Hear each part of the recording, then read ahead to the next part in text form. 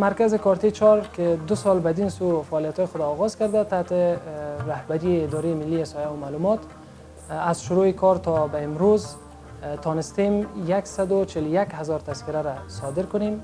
مرکز کارتی 4 از یک مدت به این سو خدماتش به شکل آنلاین شده و روزانه ما 200 فامیل که حدود 600 الی 700 متقاضی را در بر میگیرن ثبت نام میکنن و ما اسکیجولش میکنیم.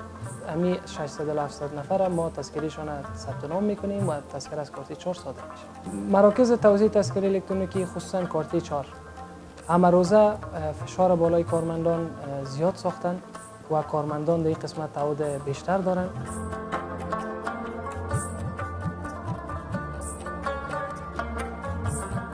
فرمای مراجعین برای ما میآید و فرما را در سیستم چک میکنیم.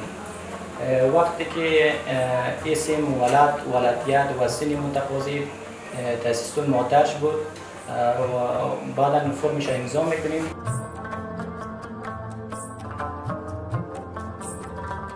فرم خود در آیلاین به مرکز کارتی 4 تسلیم کردم، اما نسبت قرنطین مثلا معطل ماند، اما ملتوی شد.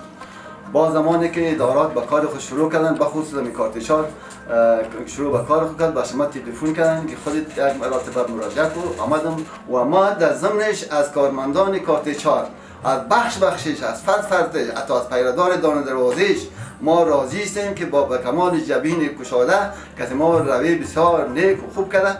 مرکز کارتی 4 تشکیلش 85 کارمند بوده. فعلا هم که در سیستم خود ما ثبت نام ما جریان داره و برای تمام مراجعین در هر نقطه افغانستان میتونن بدون کدام محدودیت ثبت نام کنند. روزانه خدمات ما برای مراجعین همه روزه از ساعت 7 الی ساعت 5 همه روزه برای مراجعین باز است.